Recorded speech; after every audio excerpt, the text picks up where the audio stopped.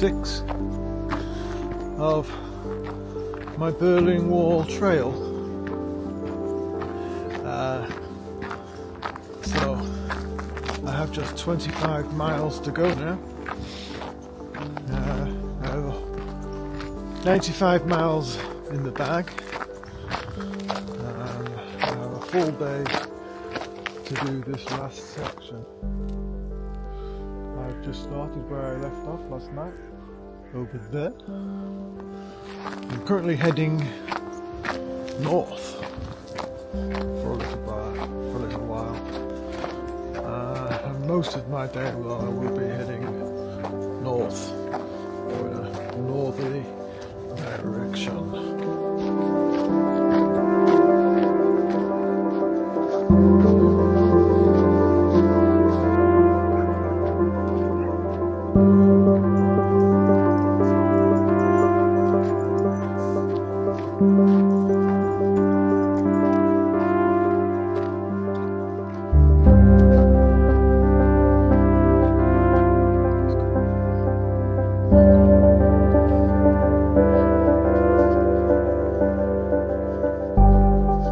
Wonderful light this morning.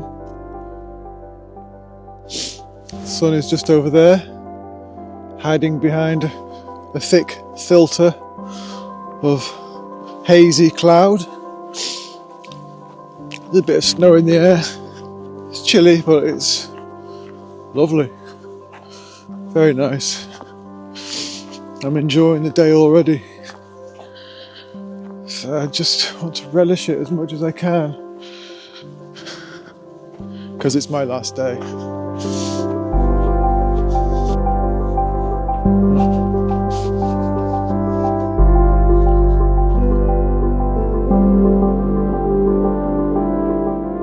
I can hear the planes taking off in the distance.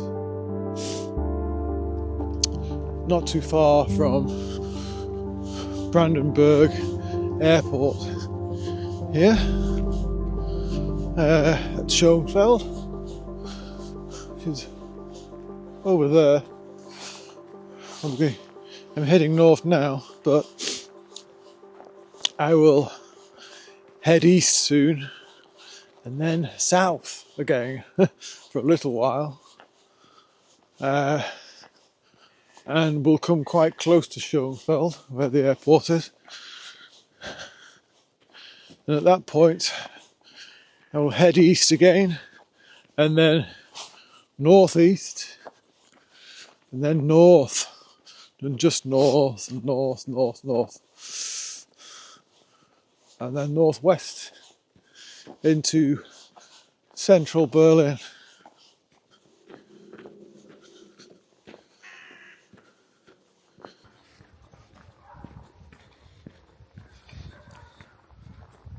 Lots of people out walking or jogging or out on their skis. A lot of dog walkers. You know, you're walking through woodland and you can see little figures in the distance amongst the branches and the trees. You know, suddenly a dog runs out of nowhere, latterly followed by the owner. But yes, lots of people out and about, enjoying the snow, or loitering on the edges of fields, chatting, friendly. Very nice atmosphere to be in this. Most people say good morning to you as well, which is nice. And I relish saying good morning in Oxford English and seeing their faces a little bit startled. Morgan. But they're always happy to see you. Yeah. I think Germans and Brits are very, very similar. Very, very similar. Potentially the most similar in terms of, you know, culture. Very similar. So I think we, blend quite well together actually. The people here remind me of people back home in their friendly nature and their willingness to kind of help you. You know, there's a lot of great characters in my country, you know, especially where I'm from in the north. People are very friendly generally, you know, very gregarious and just want to smile and laugh most of the time, as long as they're not being slapped around the face by the media or the internet.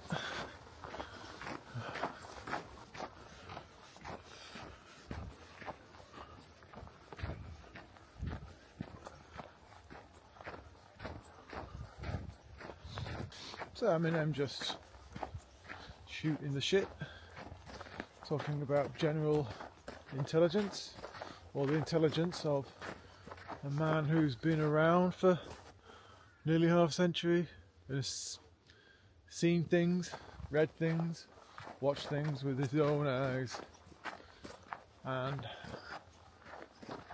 fully convinced that as I stand here on the front line of the Western world, that Western world which was defended here in Berlin has stagnated somewhat over the last 10 or 15 years. You know, worse than stagnated. It's my belief that we've taken a few steps backwards. You know, since the big crashes, the big financial crashes of 2008, 2012, yes, living standards have stagnated, and innovation has stagnated, and I think psychologically we're aware of it. I think we're aware of it. You know, we are aware of the fact that things aren't quite as rosy as they were. I mean, even in 2005, you know, even with all the chaos that was going on in 2005, you know, with like the Iraq War, Afghanistan, and I think the West had a bit of a breakdown after 9/11. Acted foolishly. Not everyone. I think this country was dead against those actions in Iraq and Afghanistan, as were France. You know, they were very clear. Gosh, I think it was Gerhard Schroeder at the time, Chancellor of Germany. Yeah, and he was against it. He was against Iraq. Even he saw it. But even in light of those traumas of that time, I think we were much better prepared psychologically. You know, the internet existed at the time, but in 2005, social media was not a thing. And I think our minds have changed since social media came along, quite dramatically. And I think our minds are both affected and worn out by social media.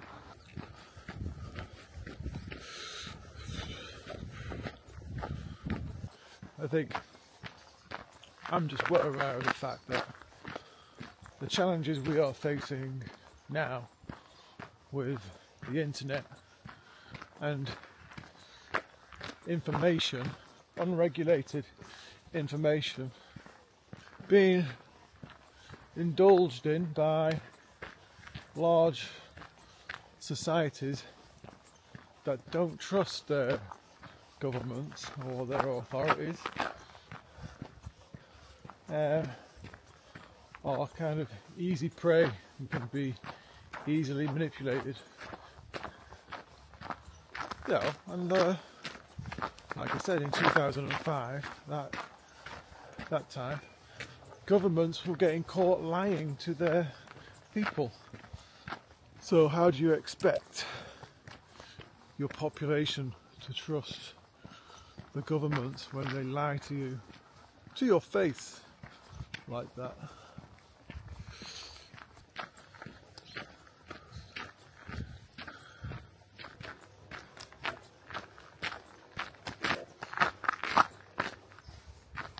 There's a hill over there. Not seen many hills. Let's have a look. Let's have a look. One of the rare hills in the Berlin area.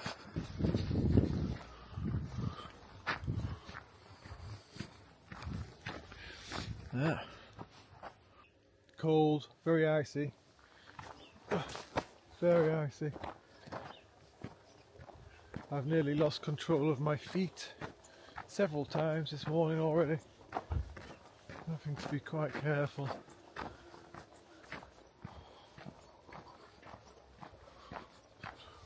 So I mean, I'm well aware that I am a human talking to a camera,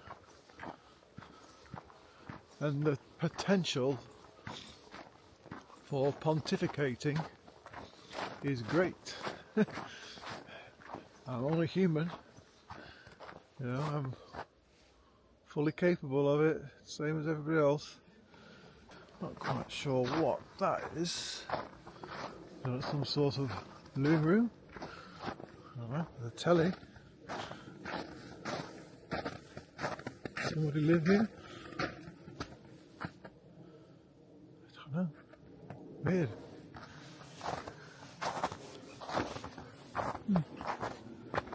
Nice view out the front window.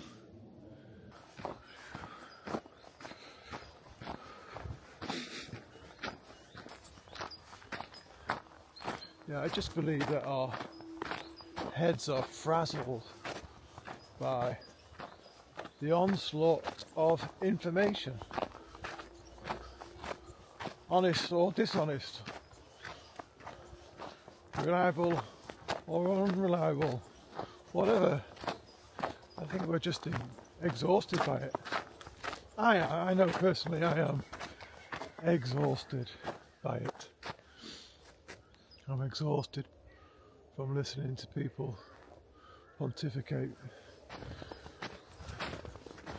their opinions. You know, I grew up in a time when a debate was everything. We all debated. It was healthy. Fundamental part of life was to sit around a table and debate and talk. But it's become exhausting.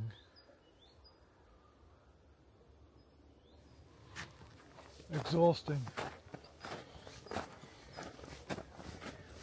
And I fully believe that information now, if you're going to be a speaker, it has to be simple and honest. Unfortunately, short. Because our attention spans are a minute now. You know, they're a minute.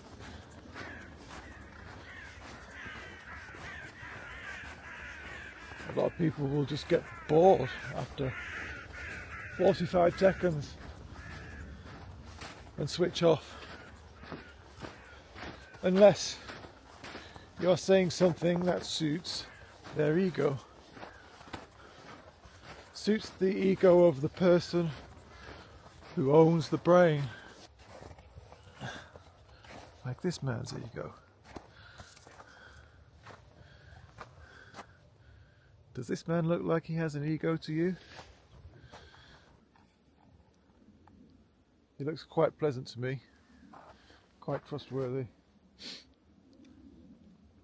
Maybe you should hold some type of office.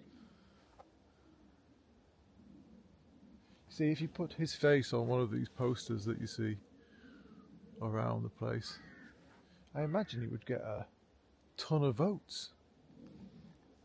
I'm not even joking. Look at that face.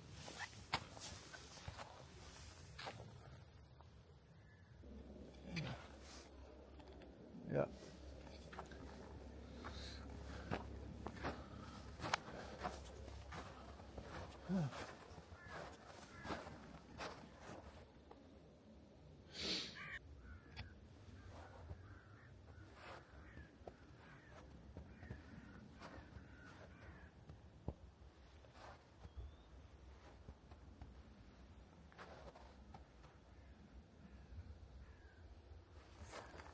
Right, come on. Farewell, Mr. Snowman. Good luck with the elections.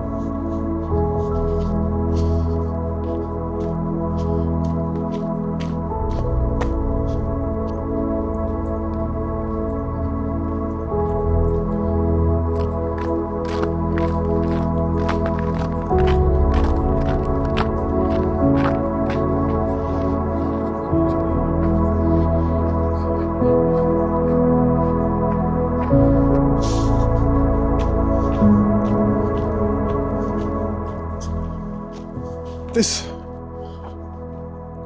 countryside here, these fields, this is probably amongst some of the last parts of countryside that I will see on this trip, on this walk, as just down here I will start heading north again into the built-up urban areas of outer Berlin. Well, it is soon to get a little bit noisier.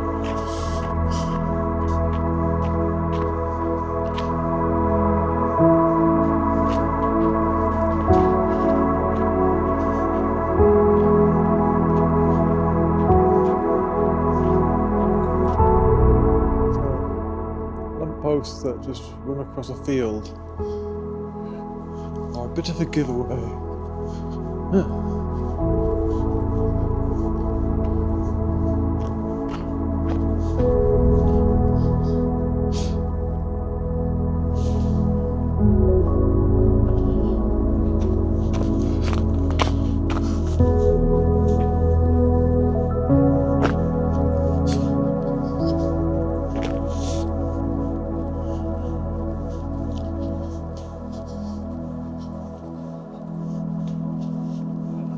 So this is very, very, very clearly an original piece of service road, which hasn't been smashed up or broken up. This is original slabs of concrete.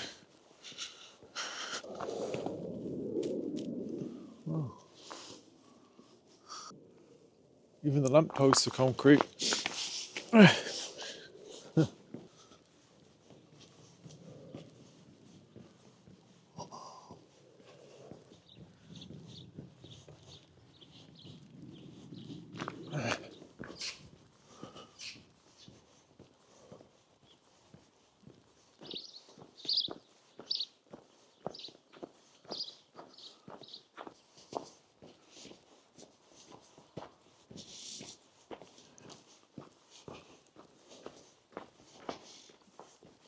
So, not too far now from the northbound turn. I can hear the distant hum of traffic. I think in about half a mile I reach a point along the wall where the death strip basically was turned into an autobahn, and that strip of land is now a superhighway that connects Schoenfeld to central Berlin. I think it runs for a good 7 or 8 miles. So for 7 or 8 miles I will be walking along to the sound of automobiles up above me and beside me and behind me and in front.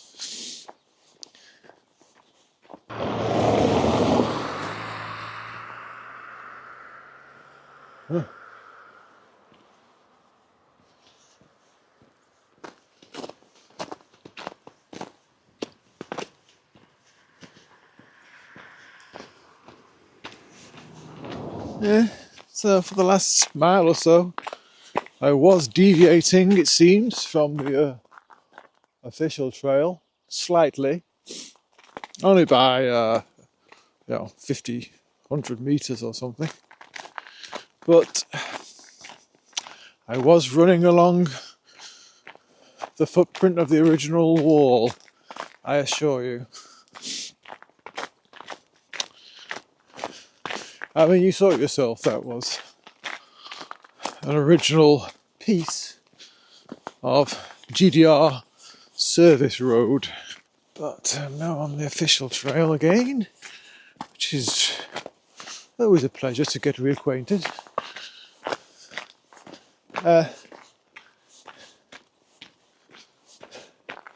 And the hum of traffic is increasing in volume. It won't be the other thing increasing in volume. Those residential areas will be increasing in volume. These buildings will be increasing in volume, and so on and so forth. I don't know why I'm suddenly talking like this, but oh well.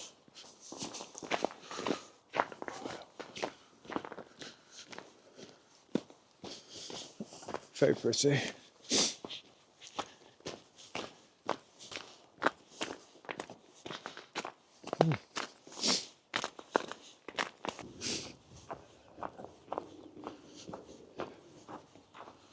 So it's 11 o'clock now, and I have 16 miles to go. 16 miles, so I've been walking for about 2.5 hours. I've done 9 miles. That's not bad. Not bad at all. That's pretty good going. Are you anything significant, may I ask? No? Not saying anything? Fair enough.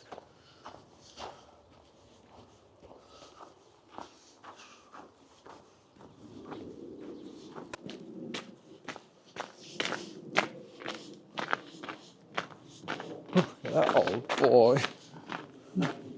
An old caravan, that. So you can see here the edge of Schoenfeld Airport. I'm stood there, just walked along here, Death Strip going up there. So this section of Death Strip here is now the superhighway, which I am about to join soon.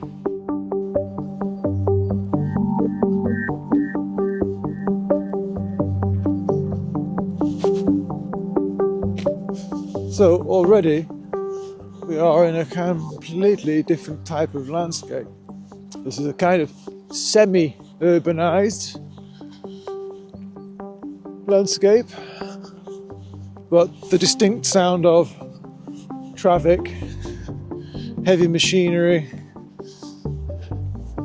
there's a background noise, cars, trucks, buses, helicopters, jet planes, all making their presence felt, and these very large complexes. So yeah, they are all residential. These ones are very distinctly GDR, as are those on the far side. Those in the middle, they are too, but they've had a significant revamp at some point, and it looks like they've glazed in all the balconies, put windows on top of them. I have an eye for detail, don't you know? Sweeping northeast now, curving around to the north, where this path will join up with the superhighway on my right, and that will be my landscape for the next couple of hours. My cityscape, walking along the side of an autobahn, which has taken over the death strip. So where the death strip once was, large-scale traffic now flows.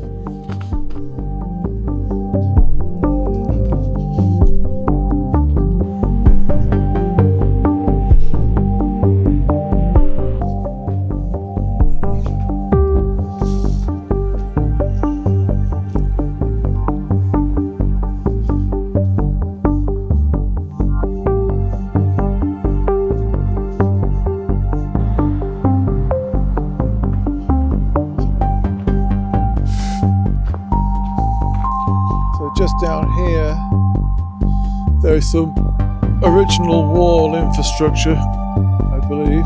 So,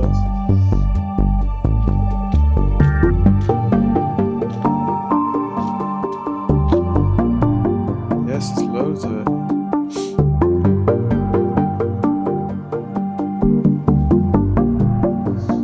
It's a big stretch of it, that actually. Yeah, so you can see it comes from all the way down there, then sweeps around this corner, comes around here.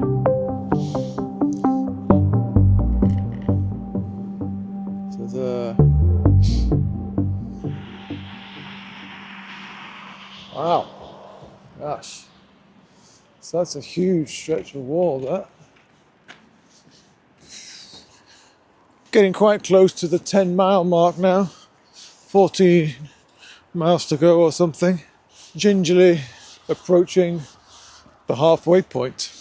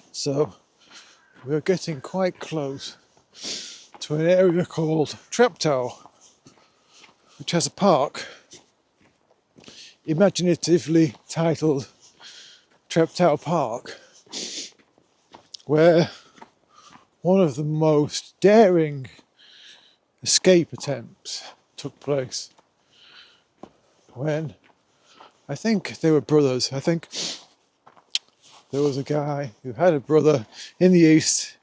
He was trying to get him out, and they devised a plan to get hold of a couple of those light airplanes, you know, the kind which are basically gliders with a small engine and a propeller. So this brother got hold of a couple of these, and they agreed that they would pick him up, his brother, at a certain time and place in Treptow Park, and that they should meet in there on the spot. They arranged it. Then the night came, and this brother had a friend, flew in the other one, because the other one was going to circle around above as a kind of lookout. And then the brother would land in Treptow Park and collect his brother, and then they'd take off again and fly out. So all was going to plan, and the brother circling around Treptow Park, trying to find a place to land. Unfortunately, there was this huge Russian circus on, and the spaces were limited. But they did find a space, and they landed, whilst the other plane circled around above, grabbed his brother, and then they took off again and escaped to the west. Just crazy. But that park is just up here, about half a mile. I'd love to go and have a look at it if I had the time, but I don't really, or the energy. There's footage of it. They actually filmed the escape, so you can actually find footage of that escape.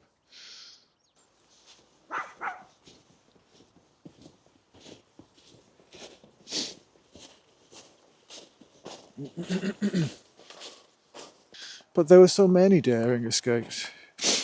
They dug tunnels under the wall, but they managed to clamp down on that eventually. So people had to devise more extravagant ways of escape. I think there was one couple, he was trying to get his girlfriend out. So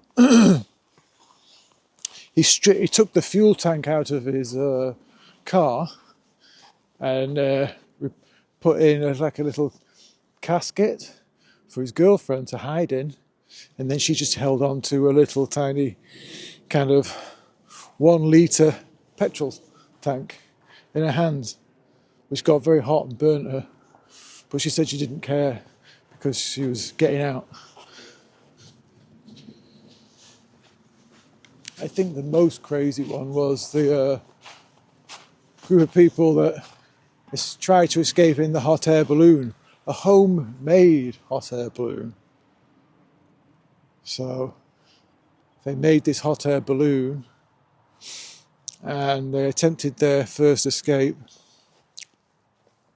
Unfortunately, just as they were getting to the border, the burner, which was filling the balloon with hot air, obviously, burnt a hole in the top of the balloon, and it came down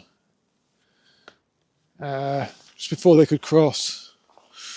And I think, I don't know if it was Stasi Guard, anyway, a GDR guardsman did find the balloon, but he couldn't report it because he found it when he was doing something he wasn't supposed to be doing. He was in an area where he wasn't supposed to be.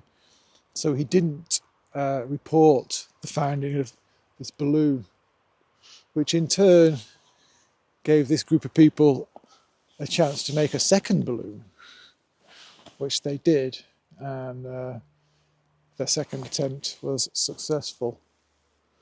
But because that guard didn't report it, it gave them a little bit of extra time to do it, because I think the Stasi were onto them.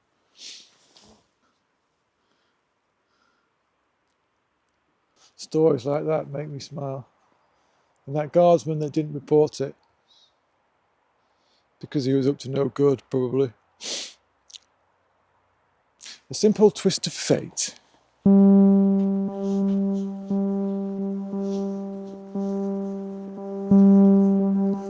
So, along this road now.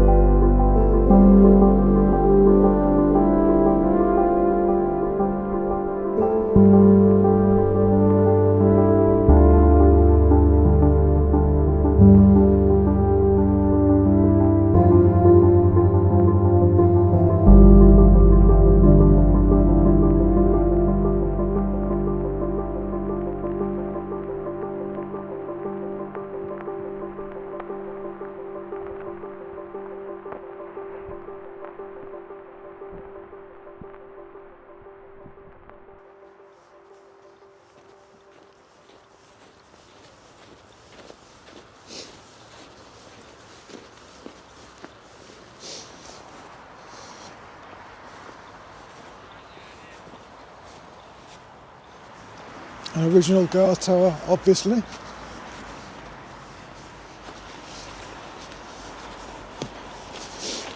So I'm just heading towards Kreisberg now, where one of the largest concentration of hipsters live. I have somewhere in the region of 6 and a bit miles to go. I'm just hoping my voice holds out.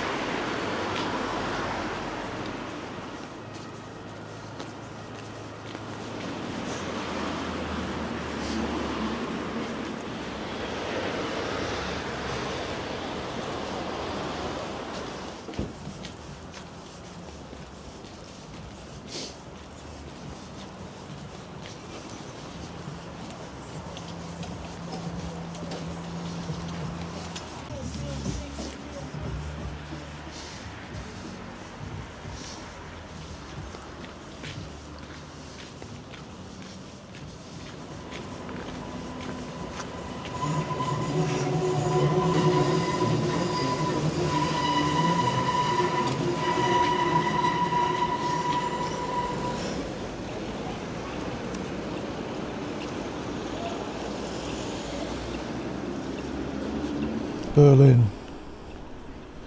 City of conflict. A city of contrasts. A city where multitudes of minor chords and colours collide, and it mixes with rhythm, and it dances.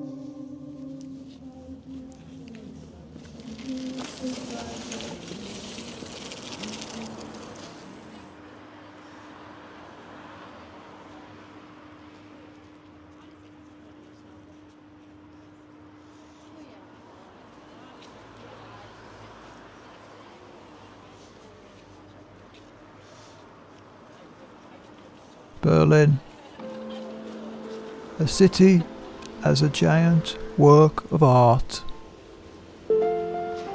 radical and conservative at the same time. The city of Sander, a city of progress, a city of balance, a city of Bauhaus, the city of Brecht, the city of Reuter, the city of Dietrich, city of Gross, city of Hegel, the city of Luxembourg, the city of Gans.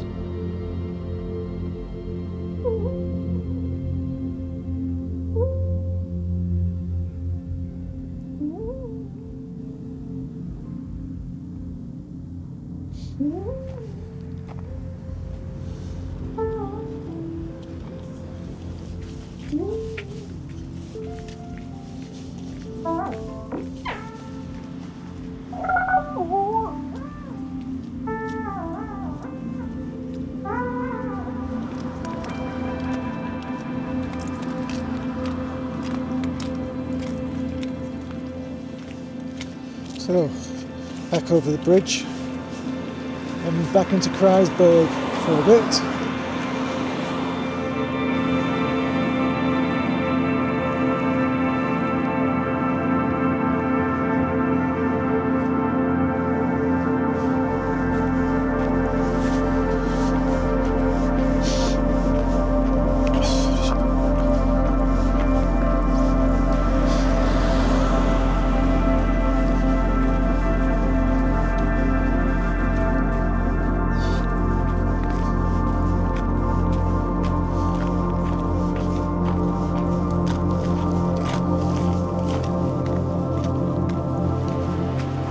So the sun is falling out of the sky fast, and I have about 3.5 miles yet to do.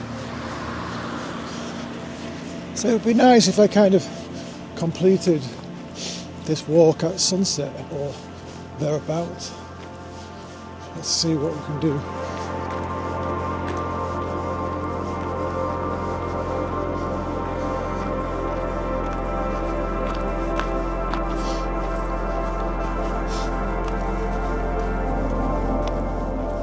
There is the site of quite a well-known picture from the Berlin Wall era, just found here somewhere, where the wall pushes right up against a set of buildings in a street. Yeah, it's there. I've spotted it. So of course the wall ran along here, and then turned left down here. This big building here is where the photograph took place. The wall came along this street here, right up against the pavement. Maybe even be on the pavement. I know the gap was very small, but this building here, highly recognisable.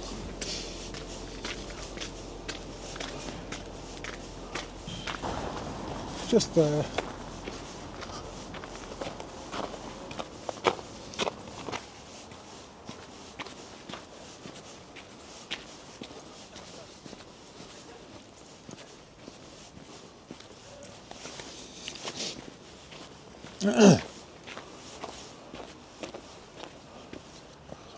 Huh.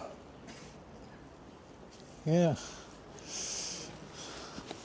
picture will appear on screen, I'm sure. I'm sure I won't forget. Strange.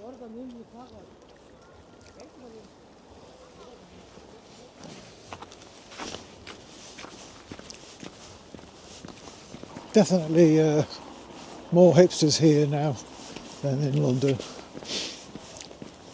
I think a lot of the London hipsters have had to move out just so they could get on the housing ladder, except for the really rich ones, of which there are, of course, many.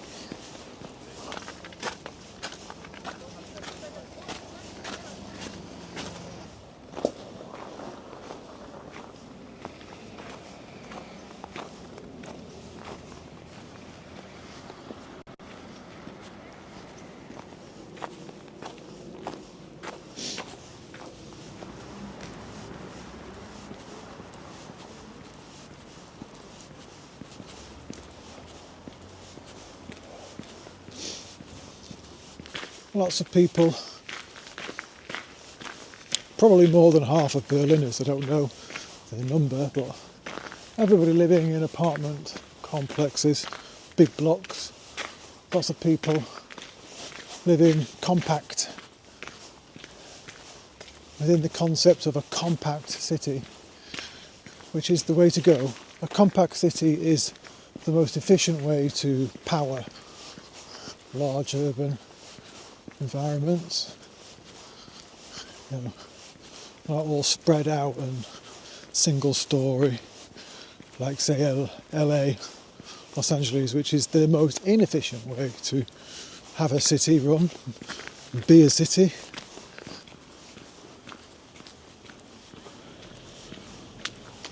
You know, but if you are living like that successfully, compact, lots of people, tightly knit, it means that you're doing something right. It means that you are getting on with each other. You know, I'm not dogging on LA, you know. I am, but, you know, look at New York. The ultra compact city, if you like. People living on top of each other. Up to, you know, 100 stories or more in some cases. You know, we got to this point by living on top of each other practically. You know, whether it be Babylon or Uruk or medieval London.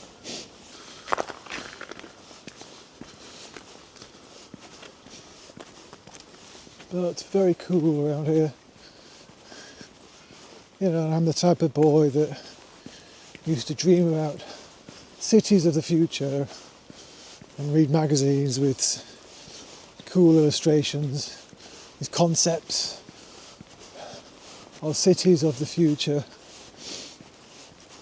And Berlin very much is a city of the future.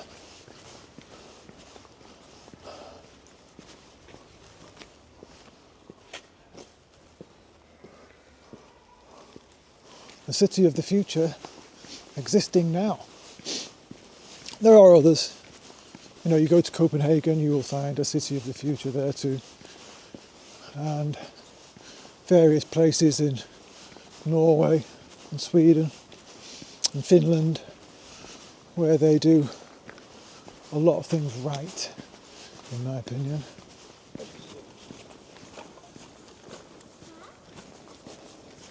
Yeah, I'd quite happily live in one of those, no problem at all. Plenty of space for me. Look at them, there's hundreds of people living in them. Hundreds. And yet it takes up less land than many mansions I can think of in my country. So there's about 2 miles to go now till the end. Only 2 miles. The wall marker is back and its distinctive double pavings. I think it looks very cool actually. I just love the way it works. Look at that, it's just perfect. Like, it doesn't care where it goes, exactly the same way as the wall did. question is, can I get to the end of the walk without slipping over and falling on my face? I've just about managed.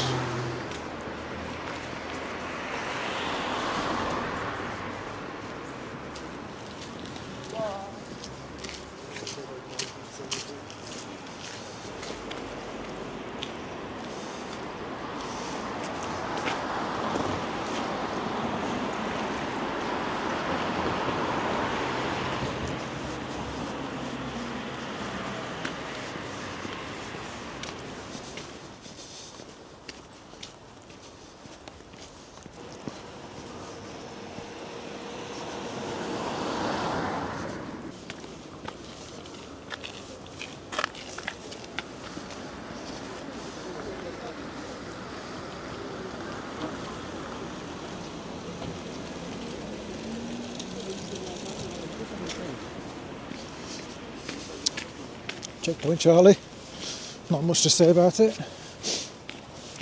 There's a KFC on the corner and a McDonald's.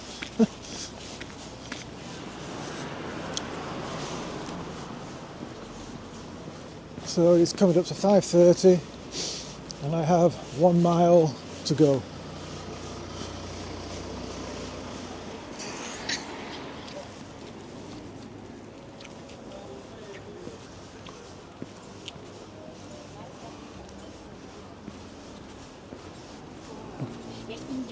Manchmal habe ich auch mal so, eigentlich haben Freunde auch auf dem Bein.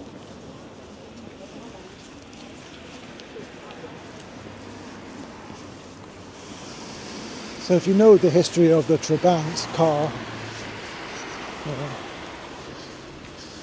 that's a whole other documentary, separate.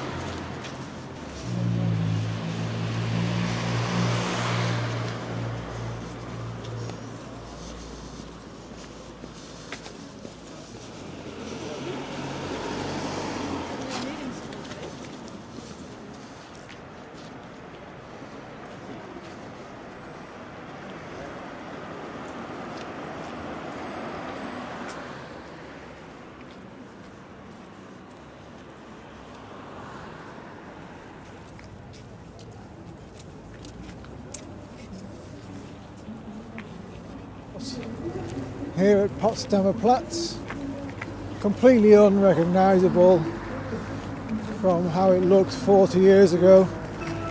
Just, that's not my soundtrack. Yeah, all of this was just a barren wasteland, all of it.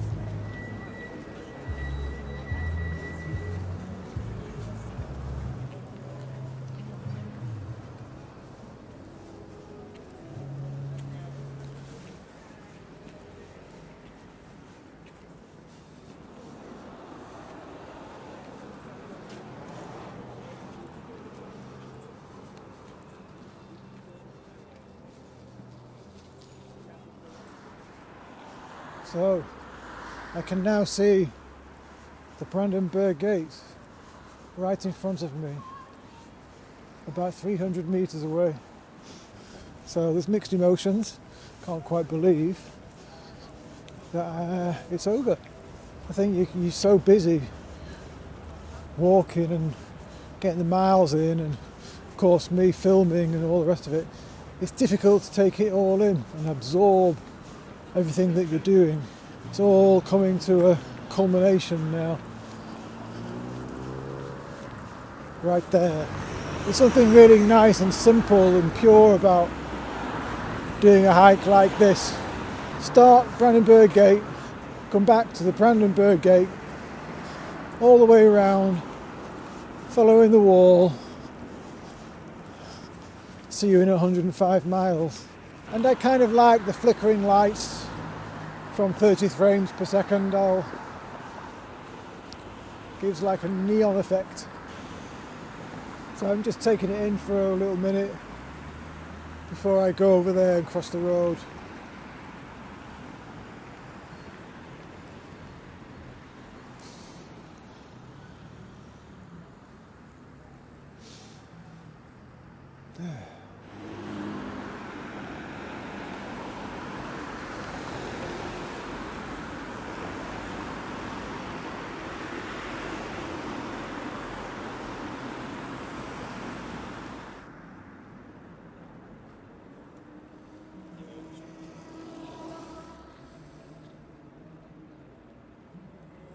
Right, let's do it.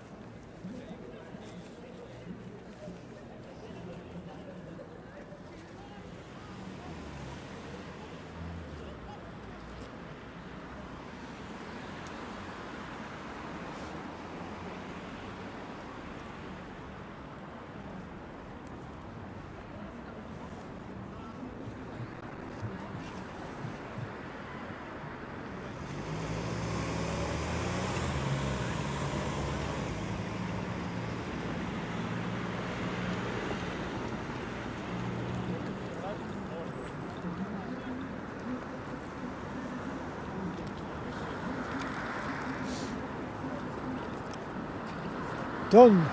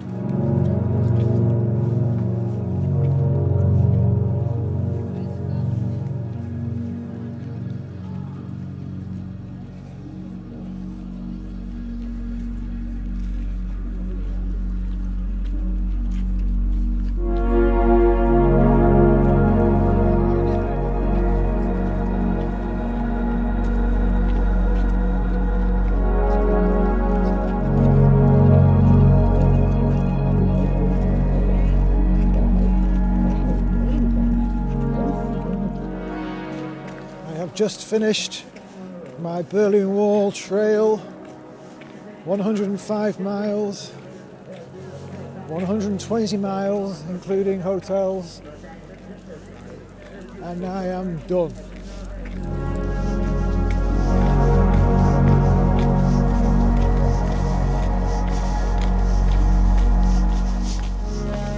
I think as I walk through this beautiful new government district is just how well Germany have done If you want my opinion, for what it's worth, I think there are two main factors. First was they were very lucky, the Berliners, in their choices of mayors, especially Willy Brandt, who then became Chancellor of Germany, and thus Germany were very lucky in that regard as a nation. I think secondly, there was a whole generation of young people born in the 50s and 60s that followed his example, said, yeah, we're going to do this. And it's essentially them that built this country by not being afraid to be ashamed of their parents' and grandparents' generations. I think that's incredibly brave and noble thing to do. But it's incredible what they've done here, that post-war generation. And their kids. Yeah, they were extremely impressive to build this. They must have been. And it's a pleasure to be here. And I hope I will be back soon.